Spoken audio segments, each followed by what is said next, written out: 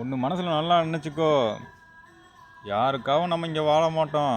நமக்காக மட்டும்தான் நம்ம வாழ போகிறோம். அதை விட்டுட்டு சும்மா பயந்துக்கிட்டு இவன் அவன் சொல்லிடுவானோ, அவன் எதனாச்சும் சொல்லிடுவானோன்னு சொல்லிட்டு வாழ்க்கை நீ நடத்தணும்னு வையி, அவன் வாழ்க்கை முச்சிடுமே நீ நரகத்தெல்லாம் வாழ்ந்துக்கிட்டு இருப்ப. அதனால் யாருக்கா நீ வாழ்கிறத முதல்ல நிப்பாட்டு. உனக்காக வாழு. நீ இந்த உலகத்தில் தனியாக தான் வந்த, தனியாக தான் போக போகிற. இடையில நீ ஏன் அதுக்கு அடுத்த ஆளுக்கு பயந்துக்கிட்டு இருக்க? எப்போவுமே உன் வாழ்க்கை நீ துணிச்சலாயிரு, தன்னம்பிக்கையோடு இரு, எவனுக்கும் தலை சாஞ்சு போகாத. இறைவனுக்கு மட்டும் தலை வணங்கு. மற்றவனெல்லாம் கண்டுக்காத. உன் வாழ்க்கை ஜம்முன்னு போவோம். அடுத்தவன் 1000 சொல்லுவான், நீலாம் காதிலே ஏற்றிக்காத. உன்னுடைய இலக்கை நோக்கி நீ போய்கிட்டே இரு. விஜய் சார் சொன்ன மாதிரி நதி போல் நம்ம போய் கடந்துக்கிட்டே போகணும். அவன் கல்லை விட்டு வருவான், இவன் கல்லை விட்டு தூக்கி எறிஞ்சிட்டு போயிட்டே இருக்கணும். நம்ம போய் சேர்கிற இடம் கடலாக இருந்தாலும் பெருசாக இருக்கணும்.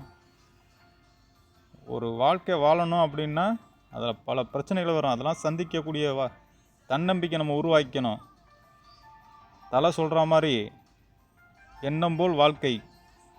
உன் வாழ்க்கை நீ தான் வாழணும். யாருக்கும் பயப்படாத, துணிஞ்சு போ.